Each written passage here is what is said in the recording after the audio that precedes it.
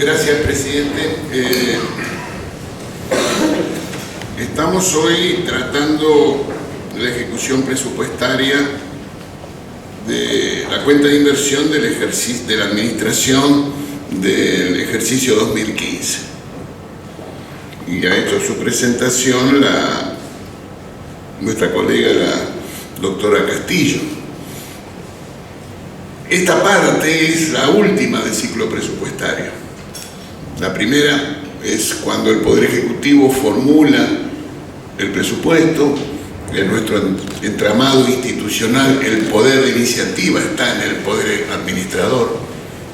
Lo remite al Congreso y esa es la segunda fase del proceso, con el debate en el Congreso. La tercera es cuando el Ejecutivo lleva adelante su discusión, su ejecución. Y la cuarta es esta, cuando se lleva adelante el control de la ejecución presupuestaria, que nuestra Constitución expresamente establece que es responsabilidad de esta Casa, el artículo 85. Y la importancia del tema que estamos discutiendo tiene que ver no solo con que esta Casa está en el texto constitucional, sino que la cuenta parlamentaria mixta revisora de cuentas es una comisión del Congreso bicameral que es la única creada por ley. Y entonces estamos en esta discusión llevando adelante un tema central y decisivo, y ya que hablamos del ciclo presupuestario, en este caso también digamos que estamos ante el fin de un ciclo político, el último ejercicio de un extenso ciclo político. De hecho, mirado en perspectiva, el ciclo político que concluyó el 10 de diciembre del año pasado, el anterior, el año 15, es el más extenso de los últimos 85 años. Es más que las dos presidencias de Juan Selman sumadas. Entonces estamos frente a un tema relevante, un momento de un asunto relevante, en una institución relevante, en un ciclo político relevante. Como dijo la doctora Castillo, nosotros tratamos básicamente dos temas: el informe del auditor de la ejecución presupuestaria y el informe del auditor de los estados contables de la Administración Central. Estos son los dos asuntos que nosotros discutimos. Entonces yo voy a tratar de complementar algunos de los temas que fue planteado por la doctora Castillo. Lo primero que tenemos que decir, pensando en eso del ciclo presupuestario, de que el Ejecutivo remite, el Congreso debate y aprueba y luego ejecuta, ¿cómo se compara lo que ejecutó el Poder Administrador con lo que votó el Congreso? Bueno, lo primero que tenemos que decir entonces es que hubo una ampliación del presupuesto. ¿De cuánto? Del 20% en relación al original. Esto fue posible, entre otras cosas, por un DNU que amplió las partidas presupuestarias en ese volumen del 20%, pero lo que es interesante es saber que los cambios no son homogéneos en las partidas, en las jurisdicciones y en las funciones. Entonces yo podría traer a colación de que hay algunos desvíos. Por ejemplo, en términos reales, la inversión pública se retrajo en el año 2015 en relación al año 2014. Y los gastos de capital se ejecutaron por debajo de lo que era el crédito inicial. De la misma manera, en la jurisdicción del Ministerio de Ciencia y Técnica, por ejemplo, las erogaciones presupuestarias fueron menores lo ejecutado que lo que efectivamente estaba previsto en los créditos iniciales y vigentes. A diferencia de otros rubros, por ejemplo, los vinculados a prensa y difusión, que fueron del doble la ejecución presupuestaria de lo que estaba previsto originalmente en la aprobación presupuestaria y en el crédito inicial. Eso nos llevó a un resultado financiero, esos desvíos, estos cambios. El resultado financiero hizo que por séptimo año consecutivo el presupuesto ofreciera un resultado deficitario. ¿De cuánto? Bueno, si lo medimos bien, sin contar las transferencias, las utilidades ficticias del Banco Central y sin tener en cuenta las utilidades del Fondo de Garantía de Sustentabilidad, el déficit es de alrededor de 6 puntos del producto. Y termina siendo que el déficit es 4 veces superior al estimado inicialmente. Me parece que uno de los puntos importantes, y que está en el informe, en estos informes que acompañan el tratamiento que hacemos de este informe del auditor de la ejecución presupuestaria, hay un aspecto relevante que es el de transferencias. Yo quisiera aquí señalar 3 puntos de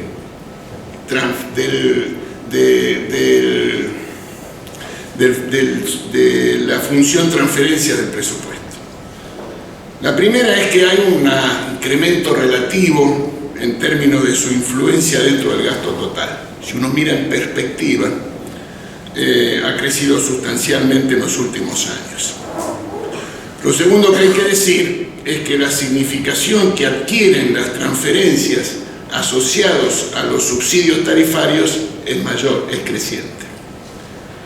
Y lo tercero que hay que decir es que se incrementan las transferencias, para no sensibilizar a nadie de los integrantes del colegio, no voy a decir la palabra discrecional, voy a decir no automáticas, para que nadie se sienta que es descalificatorio, pensando en las provincias.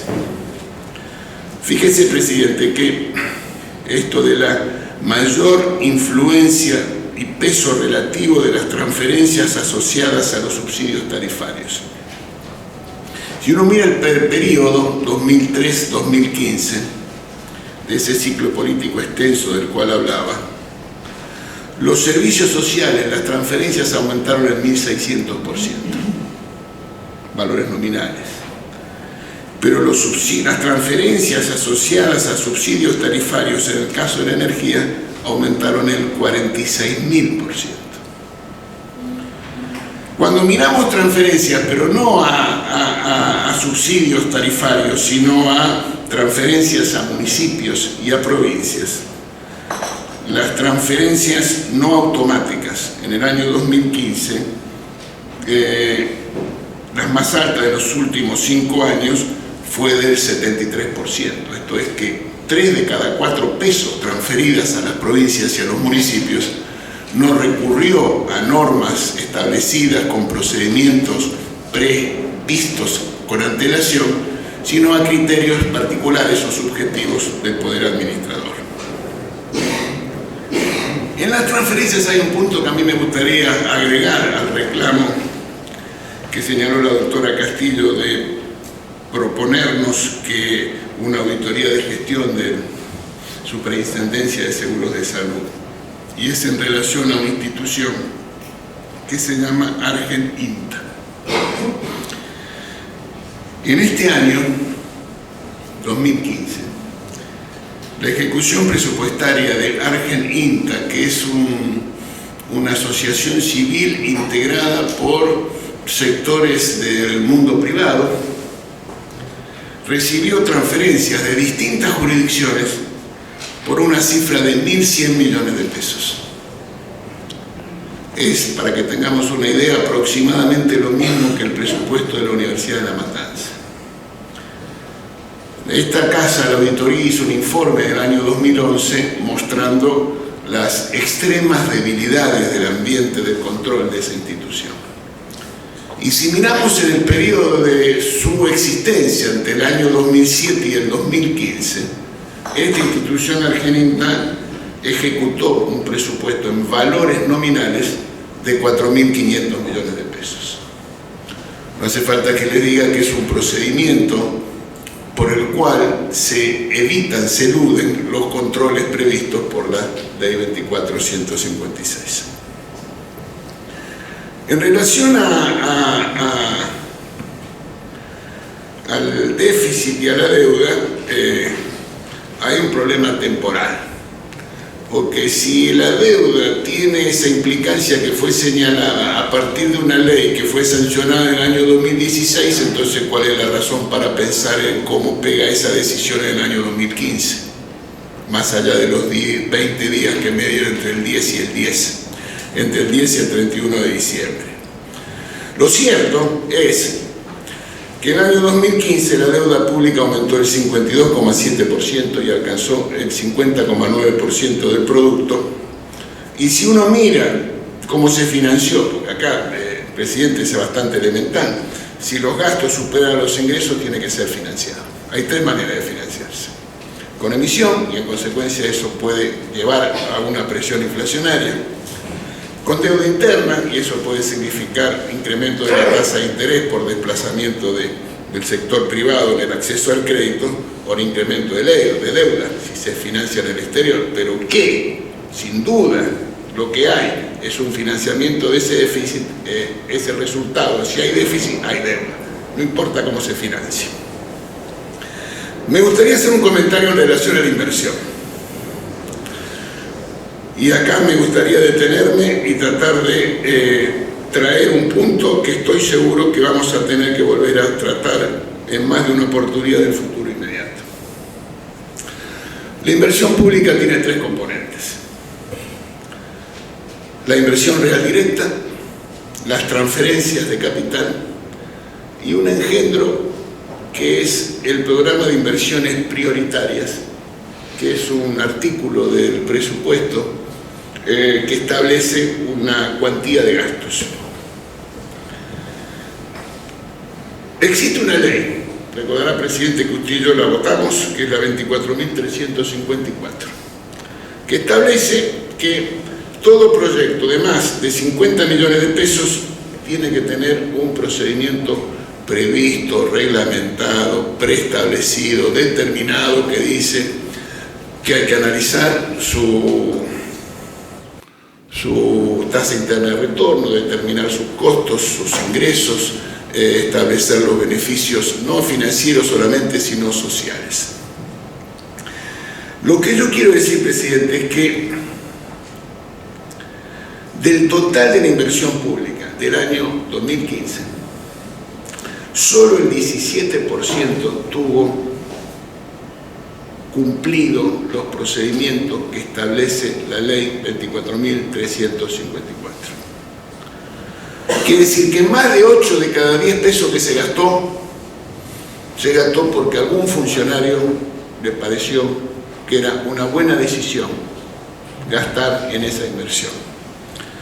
Tal es así que tiene en la terminología oficial un nombre que, si no fuera por lo triste que es, sería simpático, que es que en estado de idea se gastaron esta cifra que le estoy señalando. Hay algunos puntos que desgraciadamente merecen una mirada.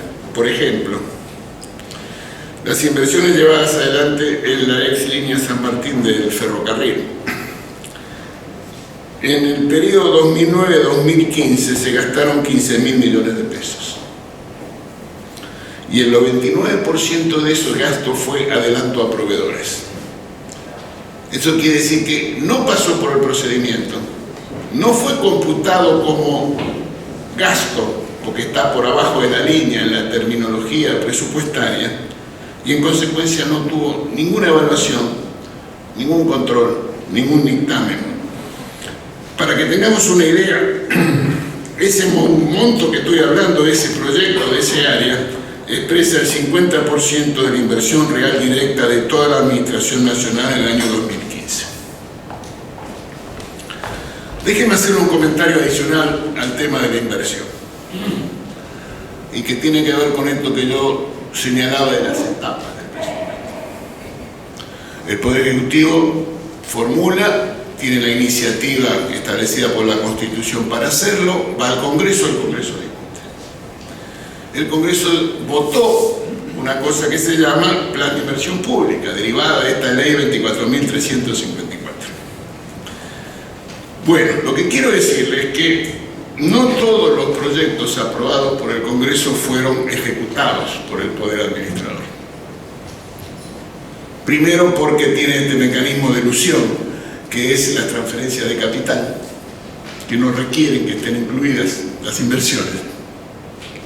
Pero además de eso, en adición a eso, de los proyectos que el Congreso aprobó en el año 2015, existe una lista que cuando el Poder Ejecutivo determinó los créditos para poder avanzar en esa ejecución presupuestaria, no fueron tratados. Entonces, yo tengo aquí el listado de obras que suman 3.300 millones de pesos votados por el Congreso, que son 728 obras en todas las jurisdicciones, en todas las provincias, sobre todas las temáticas que uno quiera decidir, y en todas ellas el devengado, a pesar de tener crédito vigente, como digo, por 3.300 millones, el devengado fue cero.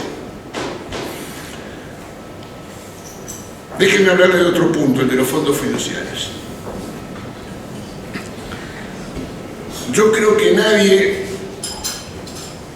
en Argentina, y tampoco en esta casa, desgraciadamente, y por eso es que vamos a tener este año un estudio, sabe cuántos fondos fiduciarios hay en Argentina.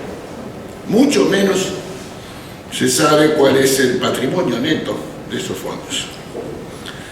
En esta cuenta llegamos a saber y han sido identificados 21 fondos. De todos ellos, solo 7 hemos podido saber cuál es su patrimonio neto al 31 de diciembre de este año. No sabemos cuántos son. Sabemos que acá tenemos 21 y de esos 21 solo 7 sabemos cuál es su patrimonio neto al 31 de diciembre. Los fondos fiduciarios no es una cuestión menor, es el 4% de las erogaciones de la Administración Nacional. Para que tengamos una idea, son recursos que significan más del doble de lo que gastan 2 poderes de la República, el Poder Judicial y el Poder Legislativo, sumados más el Ministerio Público. Y nosotros tenemos un conocimiento fragmentado y parcial de esa circunstancia.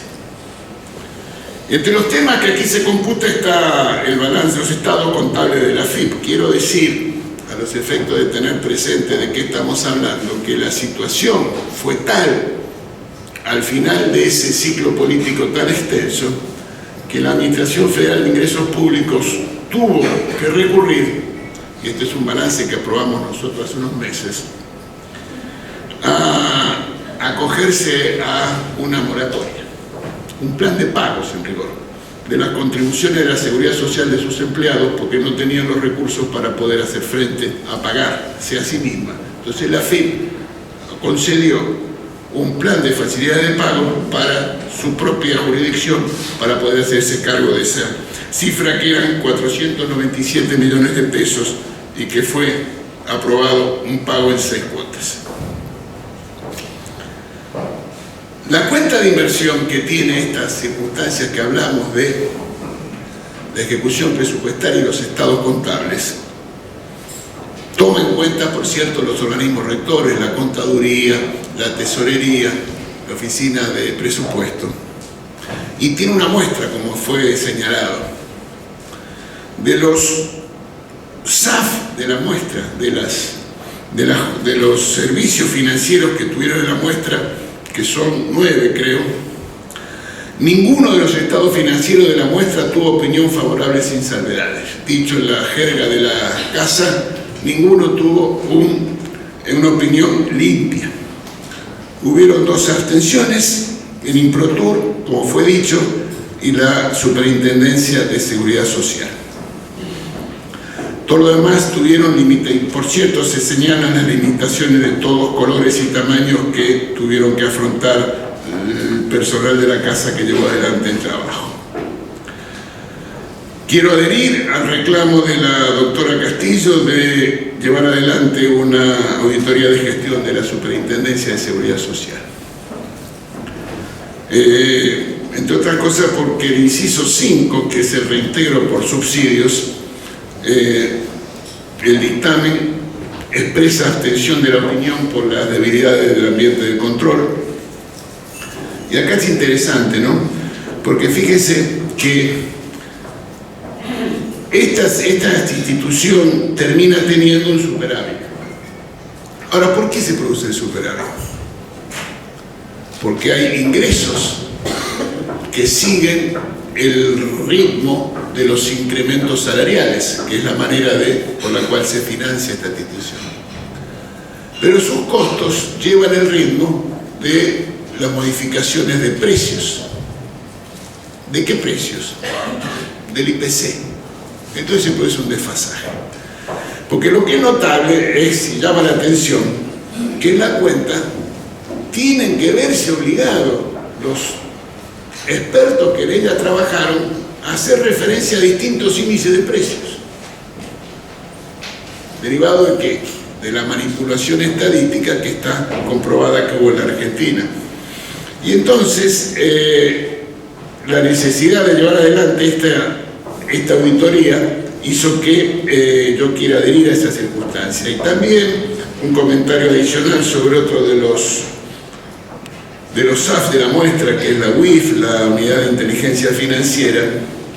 ¿Por qué? Porque, bueno, del personal ahí designado se incumple con una normativa que determina y establece que todo el personal tiene que tener un título universitario. De la personal designado, el 40% de esa nómina no cumple esas condiciones. Déjeme hacer un par de comentarios en relación a los estados contables de la administración. Y voy a hacer referencia a dos cuestiones, nada más. El ANSES y la deuda pública. ¿Por qué el ANSES? Porque, bueno, el ANSES es el 34% del activo que tienen los estados contables. ¿Y por qué la deuda pública? Porque es el 96% del pasivo. Por cierto, nota a pie de página, no hace falta que les diga que el patrimonio neto es negativo de esos estados contables. Estados contables que dicen los profesionales que trabajaron en su redacción tiene limitaciones. En los órganos rectores, recuerdo que son la Contaduría General de la Nación, la Tesorería General de la Nación y Organismo Nacional de Presupuesto, Oficina Nacional de Presupuesto, no están disponibles los informes de la UAI respectivas en cada uno de los órganos rectores. La Contraloría General de la Nación no dio respuestas a más de un requerimiento formulado por los expertos de la Casa. En relación a una norma que establece la llamada resolución de cierre, menos de la mitad de los organismos dio respuesta a ese requerimiento de cuál es la resolución de cierre, con lo cual la Contaduría reconoció la imposibilidad de evaluar qué efecto tiene sobre los estados contables de los ausentes. La Contraloría General de la Nación emitió estados contables sin un dictamen jurídico del Ministerio y reconocen las limitaciones, el débil control que existe en los órganos rectores. Las salvedades tienen que ver son de naturaleza determinadas e indeterminadas. Y como fue señalado, existen dudas bastante fundadas acerca de la recuperabilidad de algunos créditos, y así de tal. Hay un problema en los bienes de uso porque no está completo el inventario de inmuebles. Solo se registran aquellas que son denunciados por los propios organismos. Y en términos de los saldos de los fondos fiduciarios, ya hice el comentario. En relación al ANSES, que significa el 34% del activo. Yo no soy contador, usted sí, presidente, pero si yo le dijera a usted que del 58% de los juicios no están previsionados y le toca mirar este balance, llevaría a la conclusión de que algo debiéramos tener. Sobre todo cuando la historia indica que 9 de cada 10 juicios son perdidos por la ANSES. Y la manera que tiene de contabilizar esos pasivos de la ANSES es un poco particular. Se contabilizan solo aquellos que tienen un fallo en segunda instancia y que hayan tenido movimientos a causas judiciales en los últimos 2 años. Si no, no son considerados. No hay una consideración en relación a las obligaciones futuras de los actuales aportantes. Cada uno de los trabajadores activos lleva adelante su contribución, el empleador y el particular, y eso significa un crédito que tiene posteriormente. No tenemos cálculos actuariales sobre la sostenibilidad del sistema, vamos a tenerlo, espero, en este año. Las deficiencias del control interno conocidas en relación al SAP están mejorando, pero no están del todo satisfactorias. Fíjense que no está en el pasivo del ANSES los resultados del fallo de la Corte que fue señalado por nuestra colega en relación a los compromisos y obligaciones que tiene el ANSES con aquellas provincias primero que ganaron el juicio. Y esa es una salvedad que hace mella sobre un rubro que expresa el 34% de la actividad. Algunos comentarios sobre la deuda. La deuda contabilizada, porque ahora voy a hacer algunas referencias a rubros no contabilizados, es 1,5 veces el total del activo. Quiere decir que cualquier modificación que sea sensible en el pasivo del rubro deuda, que expresa, que significa el 96% del pasivo, va a tener una implicancia muy fuerte en el patrimonio neto. Entonces hay salvedades que yo quiero llamar la atención. Algunas son determinadas porque hay un problema de exposición. En el punto 3.7 del informe de deuda, en el cuadro 34, dice intereses impagos 0. Ahora bien, si usted mira la información del anexo L del mismo informe, establece que existen intereses en mora que son exigibles por 5.428 millones de dólares. Y no está en el pasivo de los estados contables. Es una inconsistencia detectada por el personal de la casa y que merece ser subrayada porque hace a una cifra muy relevante. La segunda tiene que ver con un punto que es el punto 3.4 del informe de deuda, que tiene que ver con los litigios internacionales. Y no es el tema de los holdouts. Son las obligaciones emergentes resultado de los tratados bilaterales de inversión, por el cual determinados inversores extranjeros pueden recurrir a instancias convenidas previamente para llevar adelante sus reclamos frente a incumplimientos. En los estados contables no hay nada, pero no es que no hay nada del año 2015. No hay nada ni en el 2002, 2003, 2004, 2005, hasta el 2014. Nada. En los estados contables de 2015, entre otras cosas gracias al trabajo que llevaron adelante el personal de la casa, se hizo algo que debía haberse hecho hace 12 años, que preguntaba a la Procuración del Tesoro cuántos son los litigios que existen.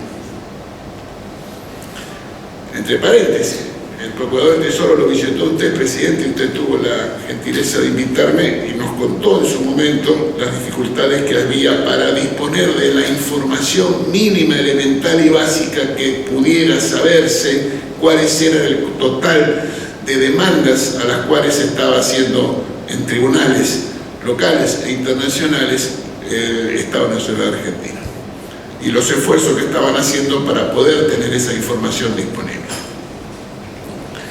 Bueno, lo cierto es que cuando se le pide a la Procuración del Tesoro cuáles son los litigios internacionales en el cual el Estado Nacional Argentino ha sido demandado, informa que en la Corte Internacional de Arbitraje de la Cámara de Comercio Internacional, en el UNCITRAL, que es el Grupo de Trabajo de las Naciones Unidas para el Derecho Mercantil Internacional, y en el CIARI, que es el Centro Integral de Arreglo de Diferencias Relativos a Inversiones, sin poder estar seguro de que son todos. La Procuración del Tesoro dice que hay 59 litigios en distinto estado, distinta situación. Algunos hay desistimiento, en otros hay sanciones con sentencia definitiva, en otro hay un periodo suspensivo convenido entre las partes. Pero es cierto que esos litigios suman 20.515 millones de dólares y los estados contables no dicen nada. Nada. Solamente tienen una cifra que es de 6.000 millones de pesos. Por lo cual, hecha la cuenta, el tipo de cambio por el cual se hace el tema, menos del 3% del monto de litigio informado por la Procuración del Tesoro Nacional está registrado como pasivo. Mi último punto, presidente, tiene que ver en este tema de la deuda con los avales.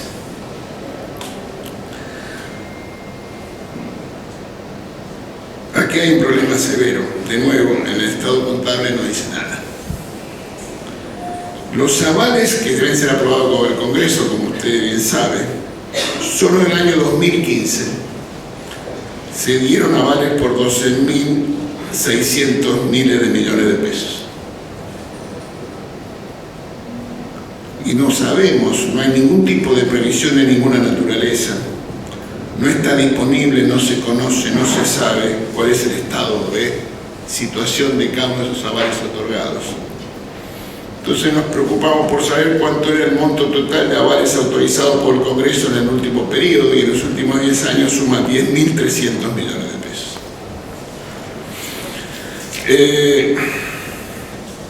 Quiero terminar, presidente, señalando que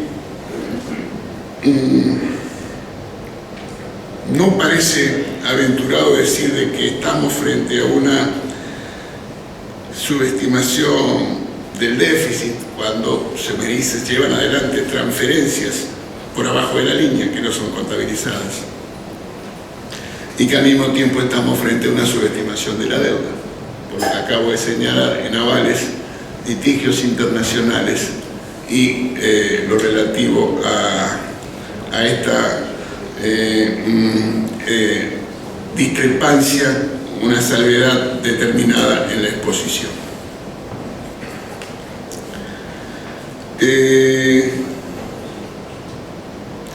Mi último punto, presidente, no quiero extenderme, hablé un pocos minutos más que nuestra colega, puedo seguir hablando de otros temas, en todo caso dejo para después, pero solamente me gustaría decir lo siguiente. Revisando lo que vimos y la información que tan esforzadamente llevó adelante el personal de la Casa en distintas gerencias, particularmente la gerencia de deuda,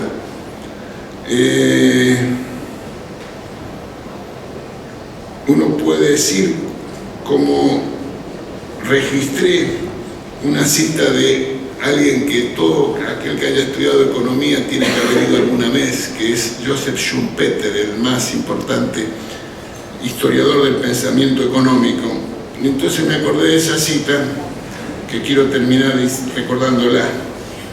Dice: el presupuesto es el esqueleto del Estado, despojado de todas las ideologías engañosas.